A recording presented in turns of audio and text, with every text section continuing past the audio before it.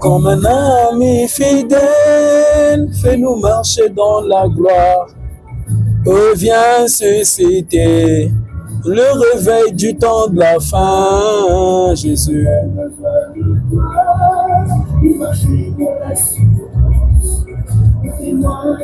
Mon âme a besoin de toi, Jésus, pour marcher dans l'assurance jusqu'à la fin de mon existence. Sous le soleil, Jésus, j'ai besoin de toi à 100%, à 200%. Envahis mon esprit de ta présence, inonde mon âme au nom de Jésus.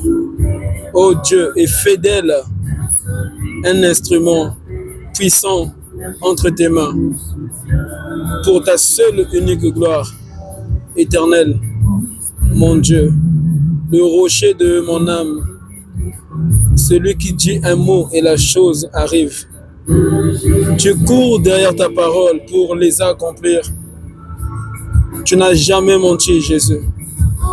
C'est pourquoi ton langage n'était que vérité.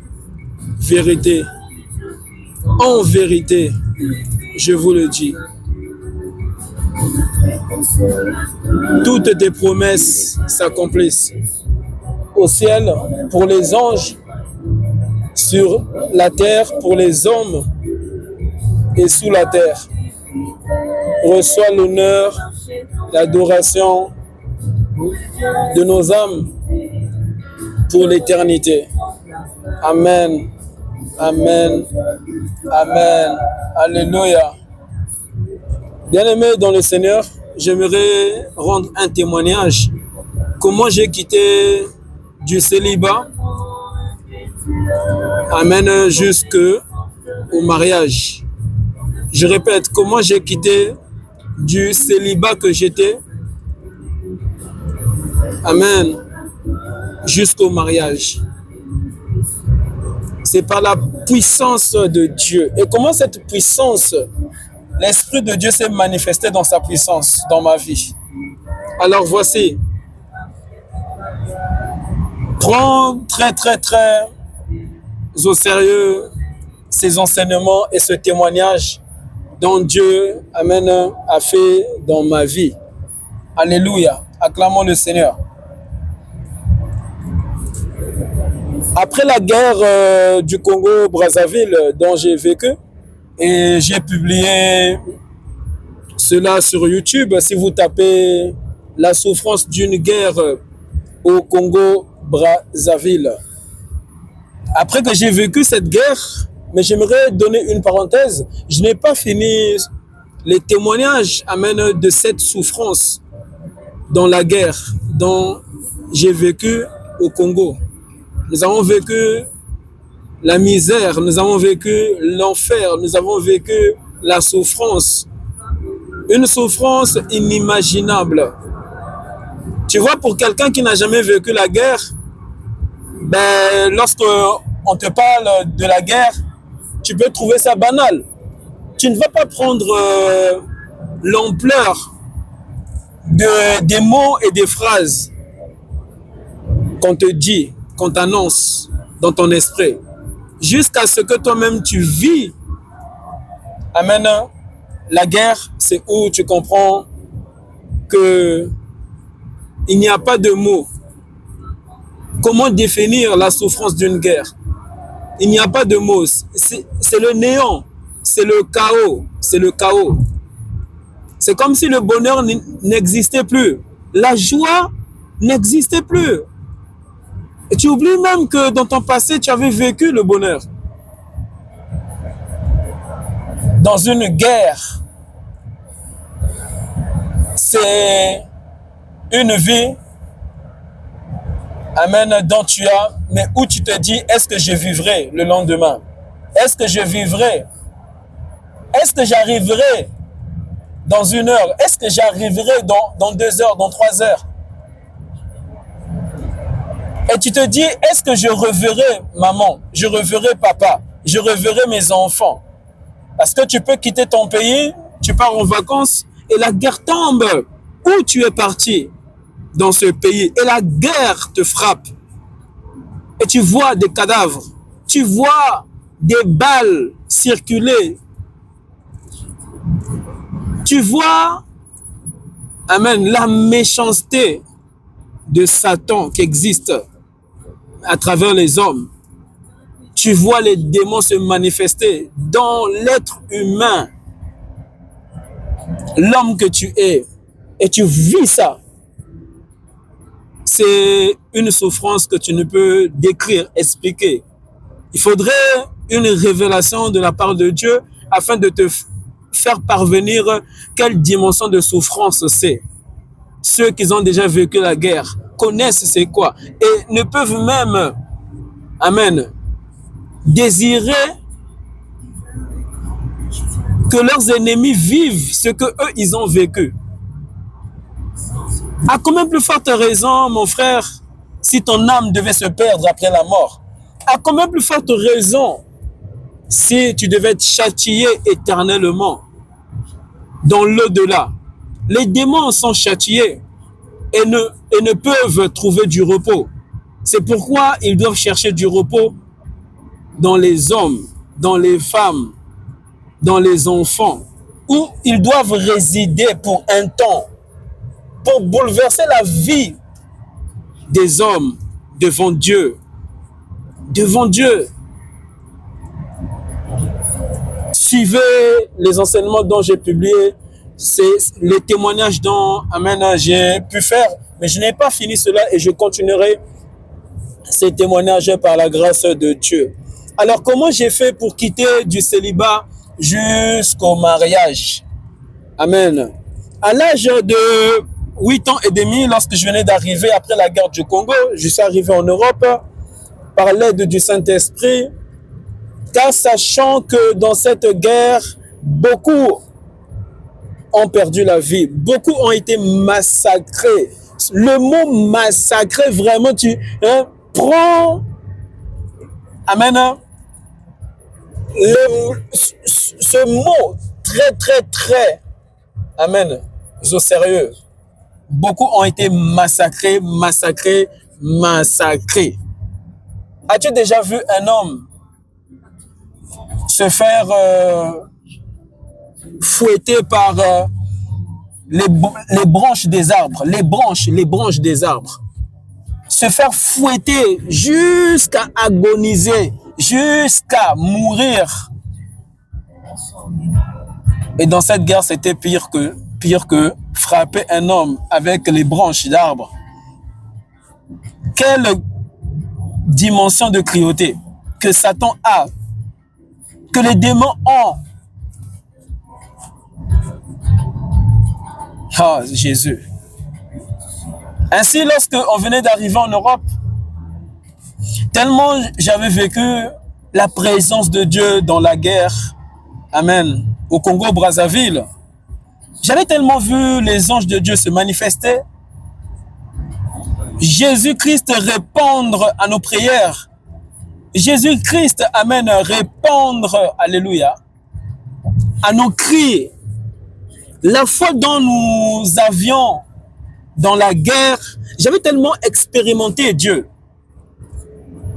dans cette guerre que la grâce divine, amen, lorsque elle nous a ramenés en Europe, c'est où j'avais dit à Dieu, Seigneur, je veux d'abord te connaître, rien que toi et rien que toi. Je ne veux pas connaître les hommes. Je veux te connaître, car te connaître, c'est connaître les hommes en profondeur.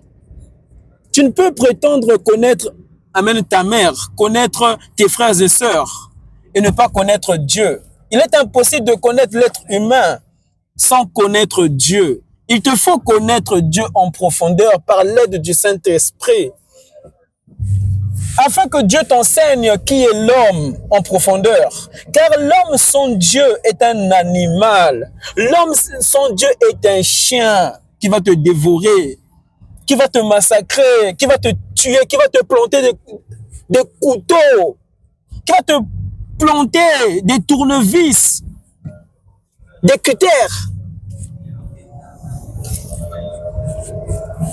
L'homme sans Dieu, c'est Satan. L'homme sans Dieu, c'est le diable. C'est pourquoi l'homme a besoin de Dieu. Quiconque naît, alléluia, a besoin de rencontrer celui qui l'a créé à son image et à sa ressemblance. Lui dire qu'il n'a pas été créé à l'image des animaux et qu'il ne doivent ressembler aux animaux, car Satan est identique à un animal. C'est pourquoi la Bible dit, ne soyez pas des hommes animaux n'ayant point en eux un esprit. Or, Dieu vous a donné un esprit où Dieu doit résider, doit y rester en vous, afin de vous remplir de son esprit et de vous conduire dans l'éternité. Alléluia. Ainsi, j'avais annoncé dans mon esprit à Dieu ceci: Seigneur, bloque-moi au niveau du mariage, bloque-moi au niveau des fiançailles, bloque-moi au niveau de connaître une femme. Ce n'est pas le temps pour moi de connaître une femme. Même lorsque j'aurai 18 ans, 19 ans, 20 ans, ce n'est pas le temps pour moi de connaître un homme. Je veux d'abord te contempler. Je veux d'abord te connaître. Qui es-tu? Et qu'est-ce qui se passe après la mort? Et si je devais mourir maintenant, où j'irai-je? J'espère, Père, tu ne me rejetteras pas après ma mort. Je n'avais que 8 ans, 9 ans, 10 ans. Et je pleurais dans ma chambre. Tous les jours, j'avais des rencontres, des rendez-vous, des rencontres intenses avec le Seigneur, intenses avec Dieu. Tous les jours, alléluia, qui passaient, chaque soir, j'aspirais que mon père aille dormir. Et je disais ceci à Dieu: Seigneur, donne un profond sommeil à mes parents afin que je puisse m'agenouiller encore ce soir devant ta sainte face, afin que je puisse t'écouter, afin que tu puisses me parler, afin que je puisse expérimenter ton esprit. Je veux te voir, je veux te vivre, je veux t'entendre, je veux, Père éternel, que tu te manifestes dans ma vie. Enfant que j'étais, j'aspirais que Dieu, j'aspirais que le Saint-Esprit m'embrase, alléluia. Enfant que j'étais, je n'étais plus conscient, alléluia, d'où Dieu nous avait ramenés en Europe. Pendant que d'autres quittaient leur pays, prenaient des bateaux, se cachaient dans des conteneurs, afin qu'on leur ramène, amen, ici, dans un pays où c'est rempli des blancs, entre guillemets. Beaucoup désiraient voir l'Europe, prenaient des dangers, et d'autres non, et d'autres mouraient au cours de la route parce qu'ils voulaient quitter leur pays pour un autre pays. Pour un autre pays. Le bonheur dans ce monde n'existe pas. Le bonheur dans ce monde, loin de Dieu, amen, n'existe pas.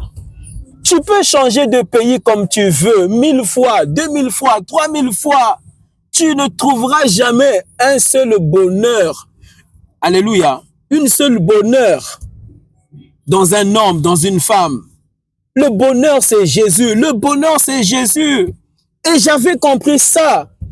Amen. Après avoir vécu la guerre, j'avais compris ça. Après avoir vécu cette terrible guerre où j'en pleurais devant Dieu.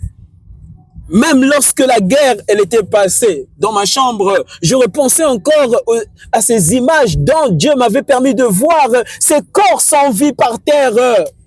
Un homme s'était fait tuer devant mes yeux. Un homme s'était fait tuer à 4 mètres, à 5 mètres à bout portant. Et cet homme venait de rendre l'âme. Dans mon enfance, je disais à Dieu, l'homme est cruel, l'homme est méchant. Bien-aimé, cette grâce divine qui s'était manifestée dans ma vie après la guerre, en nous amenant ici en Europe, qu'est-ce qui se faisait? Quand je quittais la maison pour aller me promener, je voyais la croix de Jésus. La croix de Jésus, on voit ça un peu partout, hein? La croix de Jésus, la crucifixion de Jésus. Et lorsque je voyais cela, je devais m'arrêter. Je devais m'arrêter et parler à Dieu, pas à cette statue, en disant à Dieu, oh Père, qu'est-ce que nous t'avons fait? Qu'est-ce que les hommes t'ont fait? Pardonne-moi, pardonne-moi. Je devais m'arrêter. Même lorsque j'étais pressé, je devais m'arrêter. Car si Dieu me permettait de voir sa crucifixion, alléluia, c'était pour me parler à mon esprit, remplir sa présence dans mon âme. Ainsi, je devais stopper et pleurer devant Dieu. Je pleurais devant Dieu. Qu'est-ce que nous t'avons fait? Les hommes sont méchants. Comment on pouvait crucifier Jésus? Or, il était la totalité, alléluia, d'une vie où nous sommes tous sortis pour avoir la vie humaine. Comment on pouvait crucifier une vérité? En vérité, nous avons crucifié une vérité. Une vérité. On ne peut crucifier une vérité, mais l'homme,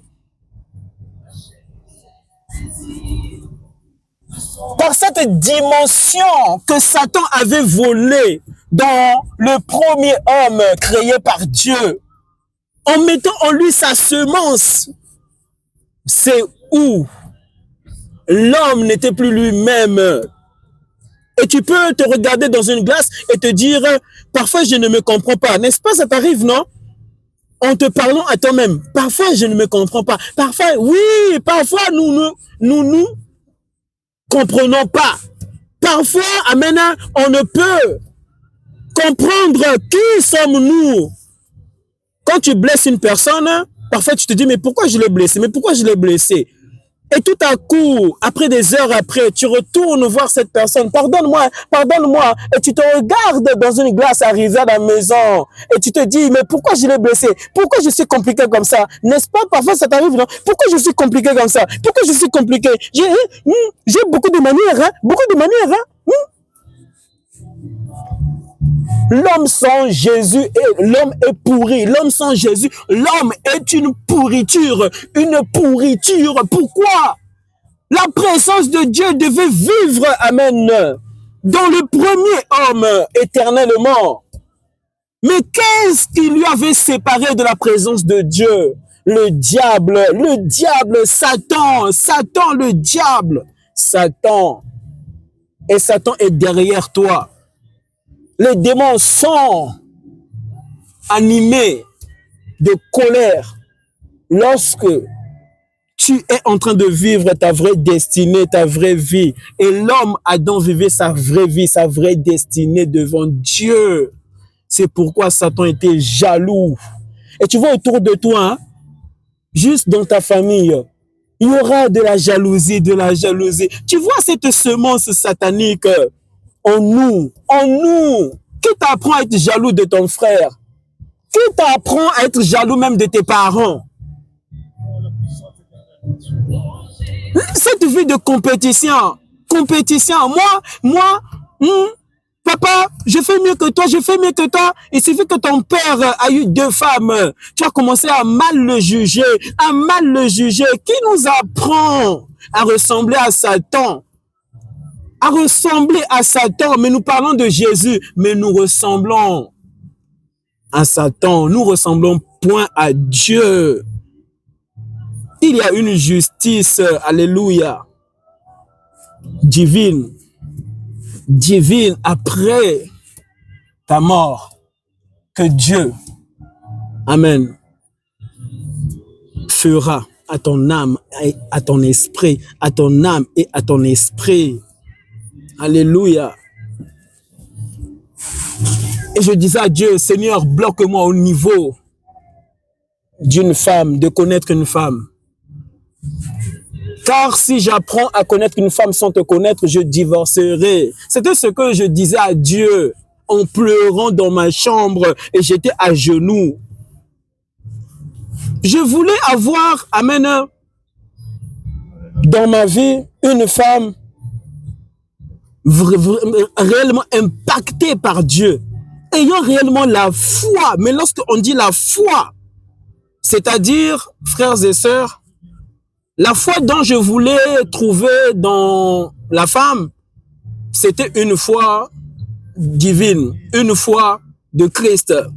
Alléluia. Et c'est cette foi dont j'ai manifesté par le Saint-Esprit. J'ai pas désiré dans ma vie pour épouser une femme, la rencontrer physiquement. J'ai épousé ma femme sans l'avoir vue physiquement. Je me suis marié, alléluia, jusqu'à, bien-aimé, à entendre Dieu me dire, voici cette fois celle dont j'ai mise devant toi que tu dois honorer, que tu dois épouser, sans que tu ne l'aies rencontrée physiquement. Mais avant de l'épouser, je devais vivre, amen, des manifestations de Dieu. Alléluia. Dans mon parcours. Des manifestations divines dans mon parcours. Une formation et plusieurs que Dieu, alléluia, avait fait et devait faire avant de m'engager envers cette femme et envers sa famille. Alléluia.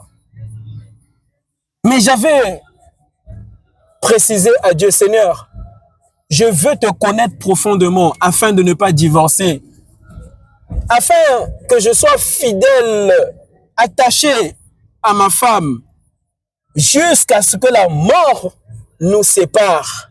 Seigneur, jusqu'à ce que la mort nous sépare. Et c'est toi qui maîtrises la mort. C'est toi qui connais quand est-ce.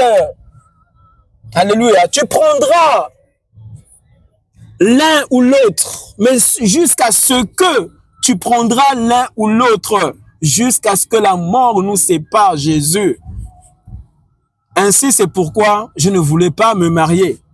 Tant que je n'aurais, amen, rencontré le divin roi en profondeur dans mon esprit. Ce n'est pas le fait de dire Jésus, Jésus, cela signifie que tu connais Jésus. Ce n'est pas le fait de dire Saint-Esprit, Saint-Esprit, je t'invite, que cela signifie que tu connais le Saint-Esprit. Je voulais être enraciné par le Saint-Esprit afin de connaître le cœur de Dieu et de ne pas le blesser dans ma vie. Alléluia. Afin que je sois un père réel, voulu par Dieu pour mes enfants. Un bon mari voulu réellement par Dieu pour ma femme. Et que je ne puisse attrister ma femme. Et que je ne puisse blesser le cœur de ma femme. Et j'avais peur devant Dieu. Et je disais à Dieu, Seigneur, j'ai peur de blesser cette femme dont j'épouserai. Seigneur, intensifie-toi dans mon esprit afin que je puisse te connaître réellement. Et chaque jour, je lisais la Bible. Chaque jour qui passait, je lisais la Bible. Chaque jour, matin, midi, soir, que Dieu faisait passer, je lisais la Bible. Je lisais cette lettre d'amour, cette grande puissante lettre d'amour donnée par Dieu aux hommes, que nous ne lisons jamais. Mais comment pourras-tu connaître le cœur de Dieu? Comment pourras-tu connaître que dans cette situation, Dieu est blessé, que je dois vite, vite, vite aller réparer? Dans cette situation, j'ai blessé ma femme. Je ne peux pas sortir sans avoir réparé avec ma femme. Mais combien de femmes ne pleurent pas? Mais il y a des maris qui se plaisent à dire, je suis marié, hein, j'ai 2 enfants, mais le cœur de ta femme est blessé. Est blessé. Et tu ne peux même lire si, dans cette situation-ci, même si ta femme ne t'a pas dit que tu l'as blessé, alléluia, mais savoir lire le cœur, la face, alléluia, de ta femme. Lire en elle. Amen. lire en elle par le Saint-Esprit. Mais si tu n'es pas rempli de Dieu, tu n'es pas rempli du Saint-Esprit, tu ne pourras lire en elle, tu ne pourras, amen, résoudre ce problème devant Dieu. Ce problème devant Dieu. Alléluia. Jésus. Et qu'est-ce qui s'est passé? Des années passées, des années passées, des années passées. J'avais peur de regarder longtemps dans les yeux une femme. Pour moi, c'était impur. Pour moi, c'était un péché. Pour moi, c'était ne pas craindre Dieu. Regarder très longtemps une femme dans les yeux. C'est comme si c'était ta femme. Il n'y a que ta femme, tu peux regarder longtemps dans les yeux. Mais si tu peux oser regarder une femme longtemps dans les yeux, qu'est-ce que tu la désires? Qu'est-ce que tu désires? Lorsque tu la regardes longtemps, qu'est-ce que tu cherches à faire? Qu'est-ce que tu penses quand tu regardes longtemps une femme qui n'est pas ta femme? Et vous voyez, faire des câlins à des sœurs, j'avais peur. Mais combien de chrétiens, lorsque je partais à l'église, ne se touchaient pas en se faisant des câlins? Shalom, paix à toi, shalom ma sœur, ça va, ça fait très longtemps. J'avais peur de toucher la peau d'une femme, la prendre dans mes bras. J'en avais peur. Et lorsque on était, alléluia, bien-aimés, parfois, à l'école, j'étais en classe et l'éducatrice nous enseignait la sexualité. J'avais quel âge? J'avais 11 ans, 12 ans, 13 ans. On nous enseignait la sexualité et tout le monde était calme.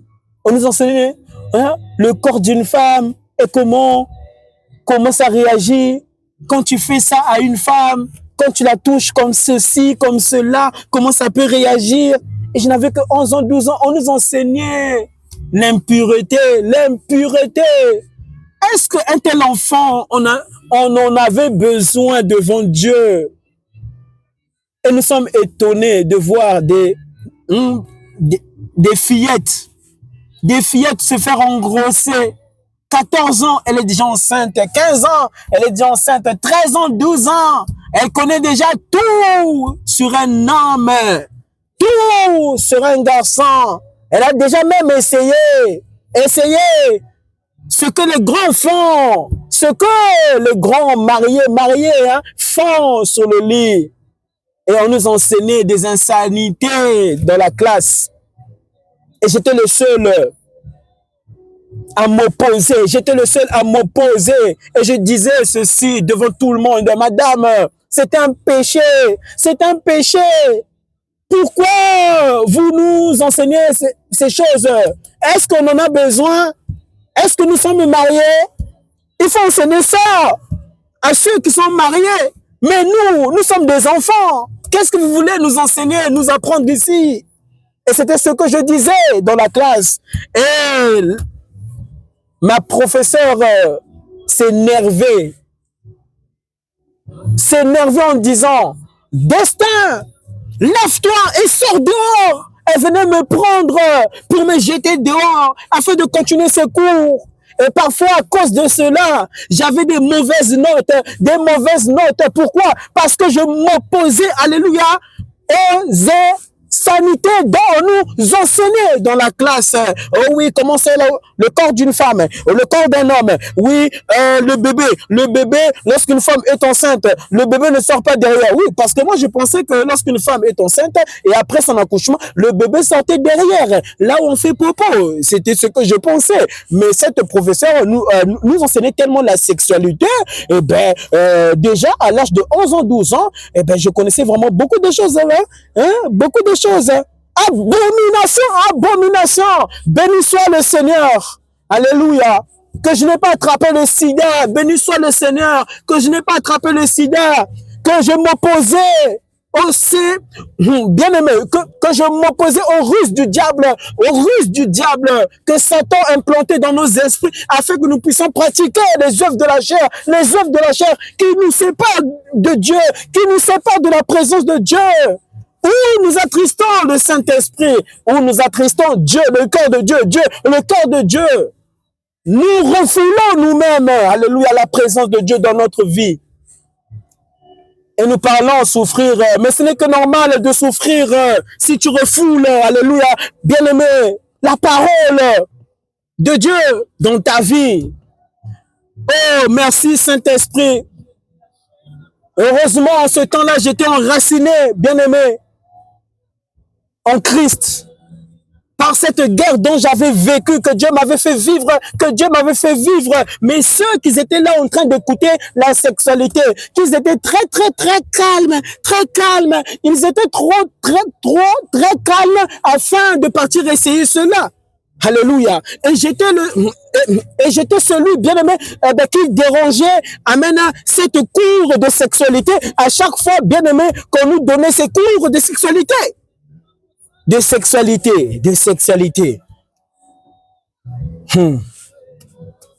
Tu n'as pas besoin d'enseigner à ton enfant la sexualité. Enseigne à ton enfant Jésus, Dieu, Jésus. Il est le chemin, la vérité, la vie. La sainteté de Dieu, bien-aimé, entrera dans son esprit. La sainteté, la pureté de Dieu sera sa vie. La présence de Dieu l'inondera, alléluia, de sa pureté. La Bible dit, sans la sanctification, personne ne verra Dieu. Est-ce que tes pensées sont pures? Est-ce que, bien-aimé, ton âme est pure devant Dieu? Est-ce que ton esprit pense Dieu le matin, pense Dieu les après-midi et le soir? Même dans ton sommeil, alléluia. Est-ce que tu vis Dieu? Mais tu ne vivras jamais Dieu. Amen. Si tu ne désires vivre Dieu ainsi, en menant sa vraie vie, en menant la vie de Christ dans ta vie. Cette vie, tu ne l'as pas créée. Cette vie appartient à Dieu. Cette vie dont tu dis que c'est ta vie appartient à Dieu. Ce n'est pas ta vie. Vous êtes des voleurs. Nous sommes des voleurs. La Bible dit, les voleurs n'entreront pas au ciel. C'est pourquoi beaucoup ne reposent pas en paix lorsque, bien-aimés, ils quittent ce monde pour l'au-delà. Alléluia. Pour aller dans l'éternité, ils ne peuvent, alléluia, se reposer par Dieu, parce que le repos c'est Dieu lui-même, le repos c'est Jésus lui-même, c'est Dieu, le repos c'est Jésus lui-même, alléluia. Heureusement que je m'opposais à ces cours, et ceux qui étaient calmes. Mais oui, lorsqu'on t'enseigne le mal, on t'enseigne une vie de péché, et que tu es calme, ta conscience est calme, ton esprit te reproche, mais tu veux maîtriser ton esprit pour calmer ton esprit. Et puisque, bien aimé, le Saint-Esprit n'est pas en toi, qu'est-ce qui se fera? Même lorsque ton esprit s'opposera, ton esprit n'aura pas assez de puissance pour canaliser le mal, mais en toi que tu pratiqueras en écoutant la sexualité dont on t'enseignera à l'école. Le Saint-Esprit remplissait tellement mon esprit que je ne pouvais pratiquer ces choses. Car, bien aimé, pour moi, regarder déjà une femme longtemps dans les yeux, c'était le mal, c'était le péché. Et toucher la peau d'une femme, c'était le péché. Pour moi, c'était le péché. Pour d'autres, ce n'est pas le péché, non. Ce n'est pas le péché. Mais celui, bien aimé, qui définit toucher une femme, la caresser. Parce que, imaginons que cette femme a perdu son père. Shalom. Oui, mais c'est normal, non? Il faut se consoler. Ce n'est pas le péché. Alléluia. Mais tu peux prendre la main d'une femme. Tu dis shalom, ma sœur, que le Seigneur soit avec vous, que le Saint-Esprit vous console par cette perte. Dieu sait pourquoi Dieu a récupéré cet homme, cette femme. Dieu est intelligent. Amen. Plus intelligent que les hommes. Nous prétendons parfois être plus intelligents que Dieu. C'est pourquoi nous souffrons dans notre vie. Mais si tu comprends, amen, pourquoi Dieu l'avait récupéré, alléluia, tu auras la paix de Dieu dans ton esprit. Sois calme, ma sœur. Sois calme, ma sœur. Dieu est au contrôle. Dieu est au contrôle. Tu as perdu papa, tu as perdu maman. Dieu est au contrôle. Et tu enseignes la parole de Dieu ainsi. Tu n'es pas obligé d'enseigner la parole en caressant une femme. Shalom, ma sœur, ça va. Mes condoléances, mes condoléances. Oh, vraiment, hein. Oh, vraiment, vraiment. Ça fait mal, vraiment. Je sais quoi. Et tu la caresses. L'impudicité. Fuyez l'impudicité. Fuyez l'impudicité. Fuyez la pudicité au nom de Jésus-Christ. Lorsque tu pratiques, bien-aimé, les œuvres de la chair, sache que après une perte d'un homme, d'une femme, dans la vie, amen, de cet homme que tu annonces, la parole, ou de cette femme que tu annonces, Jésus, en la caressant, en la tripotant, sache que, hey, Satan est tellement plus malin que quiconque, n'ayant pas le Seigneur Jésus en lui. 2 mois plus tard, 3 mois plus tard, tu commenceras à flirter avec cette femme qui venait de perdre. Alléluia, ses parents. Ses parents. Ah, vous ne savez pas que lorsqu'on caresse, on caresse une femme, tu caresses une femme, tu la touches comme ça. Et surtout, beaucoup des hommes de Dieu font ça. Dans les églises. Mais oui, dans les églises, beaucoup des hommes de Dieu font ça. Pourquoi, lorsqu'on doit prier pour une femme, on est obligé... il y a des hommes de Dieu qui, parfois, ils doivent toucher ces femmes. Tu n'es pas obligé de toucher une femme pour qu'il y ait une manifestation, bien-aimée, de Dieu dans sa vie. Une délivrance réelle, mais dans la vie de cette femme. Dieu est pur, Dieu est pur, Dieu est pur, Dieu est pur, Dieu est saint, Dieu est saint, Dieu est saint, Dieu est saint. Hey, si un homme pasteur, ma sœur, te touche comme ça, reçois l'onction de Dieu, te touche comme ça, viens ma sœur, et reçois l'onction de Dieu. Dieu n'est pas présent. Ce sont des puissances maléfiques, bien-aimés, qui rentreront dans ton esprit. Ma sœur, tu ne seras plus toi-même. Tu ne seras plus toi-même. Hey, tu seras un instrument du diable. Tu seras un instrument du diable aux mains de Satan. Et tu deviendras, après des années, une prostituée. Une prostituée. Vous savez, il y a 2 sortes de prostitution. Ceux qui se prostituent, qu'on voit dans les boulevards, mais ceux aussi qui se prostituent, mais qui sont mariés, mais qui ont un deuxième homme, un deuxième mari, un deuxième homme, deuxième homme. La prostitution. Mais oui, la prostitution.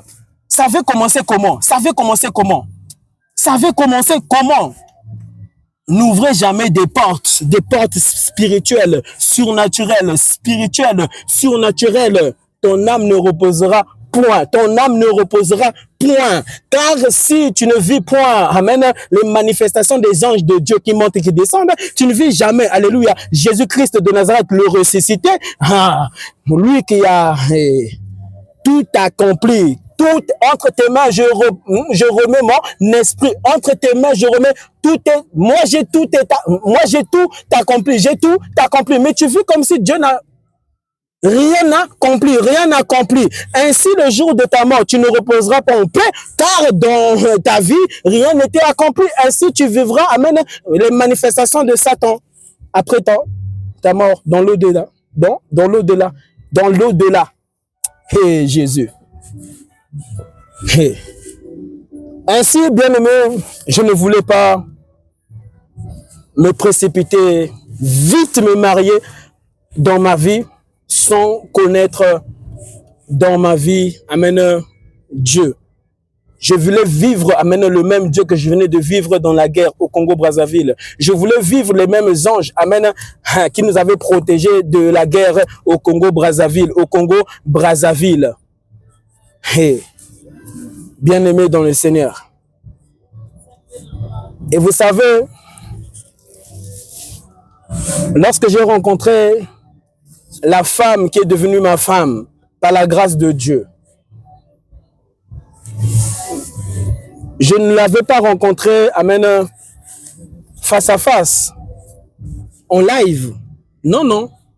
J'ai rencontré la femme de ma vie, qui est devenue ma femme devant Dieu, par la puissance du Saint-Esprit sur Internet, sur Facebook. Amen. Et lorsque je l'avais rencontré sur Facebook, j'ai entendu la voix de Dieu me dire, c'est elle que tu dois épouser. Hey. Le premier jour que j'ai rencontré, alléluia, la femme, amen, cette femme qui est devenue ma femme, le jour même, je pense que je lui avais dit, c'est toi qui es ma femme, c'est toi que je vais épouser. Mais tu rencontres une femme pour la première fois et tu dis à cette femme que c'est toi ma femme, c'est toi que je vais épouser. N'est-ce pas? On va te prendre comme on va te prendre comme un fou. Elle va te prendre comme un fou. Comment tu peux dire, prétendre à une femme que tu viens de rencontrer aujourd'hui, maintenant tu l'as dit que c'est toi qui seras ma femme. Dieu me dit que c'est toi qui seras ma femme. Et c'était ce que je lui avais annoncé. Et Dieu l'a fait, et Dieu l'a fait, et Dieu l'a fait. Amen. Mais je l'avais rencontré sur Facebook, la puissance de Dieu, au-delà de la sorcellerie, au-delà, alléluia, des envoûtements, au-delà des gris-gris, au-delà des rituels. Tu n'as pas besoin de partir voir un féticheur. Oh, féticheur, je suis célibataire, vraiment mon âge avance. Oui, mais je connaissais un homme là, lui-même il m'avait dit qu'il allait m'épouser, mais au final, lui-même, il s'est coupé, il a coupé notre relation, mais j'aimerais qu'il puisse revenir parce que cette parole dont il m'avait dit que c'était moi, sa femme, oui, je veux que ça soit lui. Féticheur fait quelque chose. Tu n'as pas besoin de ça. Tu ne reposeras pas un peu après la mort. Alléluia. Cherchez à vivre Jésus. Cherchez à vivre Dieu. La puissance de Dieu qui t'a formé, dans les matrices de ta mère, dans les seins de ta mère, dans les seins de ta mère. Dans le ventre, le placenta où tu étais, bien aimé, c'était la puissance de Dieu qui avait opéré ça, qui avait formé ça. Qu'est-ce qu'un féticheur peut faire? A-t-il créé le ciel? A-t-il créé la terre? A-t-il créé, alléluia, la nature? A-t-il créé tes yeux, ton nez, ta bouche? Rien de tout cela n'a été créé par les hommes. Tout a été créé par Dieu. Cherchez à vivre Dieu. Dans ma vie, je cherchais à vivre Dieu. Dans ma vie, je cherchais à vivre Jésus. Jésus. Avant de chercher, alléluia, mon mariage. Avant de chercher mon mariage. Bien aimé, l'option mariage dans ma vie n'existait pas. Alléluia. J'avais annoncé à Dieu, Seigneur, permets-moi de me marier à 29 ans. Mais si je n'ai pas atteint 29 ans, maximum 30 ans, si je n'ai pas atteint ces âges-là, Seigneur Jésus, hey, bloque-moi, car moi je savais, bien aimé, Dieu est plus puissant qu'un féticheur. Jésus est plus puissant. Alléluia. Qu'un homme qui peut amener ta photo, ton nom, ton prénom, chez un marabout. Et j'avais dit à Jésus, bloque-moi, oh Dieu, puissant Dieu dont tu es. Hey, j'avais tellement vécu Dieu au Congo-Brazzaville, dans cette guerre, dans cette guerre qui m'avait traumatisé, la puissance de Dieu qui s'est manifestée, bien aimé. Tous les heures, les minutes, les secondes qui passaient, nous avons vécu Dieu dans chaque seconde, dans chaque minute, dans chaque heure qui passait dans la guerre du Congo-Brazzaville. J'ai vécu Dieu, j'ai vu Dieu, j'ai vu Dieu. J'ai vu Dieu. Mon esprit a vécu Dieu. Mon âme a été contaminée par la présence de Dieu. Et Dieu m'avait bloqué au niveau de mon mariage. Ce n'était pas les sorciers qui m'avaient bloqué. C'est pourquoi, cher homme de Dieu, ne prêchez pas en désordre. Qui veut recevoir le mariage, recevez. Non. Pour ceux qui doivent se marier cette année, vraiment, que cela vous arrive au nom de Jésus. Tu avais promis à Dieu ceci, de te bloquer dans un niveau, mais de te débloquer. Si, alléluia, ce temps était à Dieu de débloquer ça, afin que tu puisses vivre ta vie, ta vraie vie. Lorsque vous priez, priez bien. Ne priez pas en désordre. Priez bien. Ainsi vous saurez que, Alléluia, c'était vos prières que Dieu avait exaucées et que ce n'étaient pas les prières, alléluia, de vos parents et que ce n'étaient pas les prières de vos frères et sœurs. Je sais dans ma vie que, amen, l'homme que je suis devenu aujourd'hui, ce sont mes prières, ce sont mes requêtes, ce sont mes jeûnes, ce sont, alléluia, ma marche chrétienne, alléluia, par la puissance du Saint-Esprit qui a fait, bien aimé, de cet homme que je suis devenu aujourd'hui, marié 2 enfants, et le reste viendra. Alléluia, pour la gloire de Dieu. Pourquoi je suis conscient que, bien aimé, l'homme que je suis devenu, c'est par les prières que je manifeste, amen, devant Dieu. C'est par la vie de pureté, de sainteté que, bien aimé, où Dieu intensifie sa puissance dans ma vie. Parce que quand je prie, je ne prie pas en désordre. Je ne prie pas en désordre. Amen. Je ne prie pas en désordre. J'ai demandé à Dieu de me bloquer. Amen. Au niveau du mariage, de mon mariage, jusqu'à 29 ans, 30 ans. Et donc, je savais que tant que je n'avais pas atteint 29 ans, maximum 30 ans, j'étais encore dans le temps. Amen. Et que, amen, si je devais avoir 29 ans, 30 ans, je savais que je ne pouvais pas dépasser 29 ans, 30 ans. Je ne pouvais pas dépasser 30 ans. Je ne pouvais pas dépasser 30 ans. Je devais me marier à 29 ans, maximum 30 ans. Ça, je savais ça. Je savais ça. Ainsi, bien-aimé, lorsque j'ai rencontré la femme bien-aimée qui est devenue ma femme, qui vivait au Congo-Brazzaville à mes 29 ans, je savais déjà que c'était elle. Je savais déjà que c'était elle parce que, bien, mon esprit venait de me faire vivre, le passé, bien-aimé, des requêtes dont j'annonçais à Dieu face à face, où j'ai pleuré devant la face de Dieu. Je pleurais devant Jésus. Et je savais que c'était elle que je devais épouser. Je n'avais pas besoin de voir cette femme physiquement, de me promener avec elle, de la connaître. Je savais que c'était elle. J'ai épousé ma femme sans l'avoir vue physiquement. J'ai épousé ma femme sans que je m'ai déplacé. Alléluia. Et puis la rencontrer physiquement. Je l'ai épousée à distance. J'ai épousé ma femme bien-aimée en préparant les papiers, les documents. J'ai préparé mon mariage de très loin, de l'Europe à Brazzaville, de l'Europe du Congo-Brazzaville. Et le jour que j'ai voyagé, c'était le même jour que je venais de la voir. C'était le même, alléluia, après des semaines où je devais la marier devant sa famille, devant Dieu, devant les hommes et devant les hommes. Au nom de Jésus. Alléluia. Amen. Merci.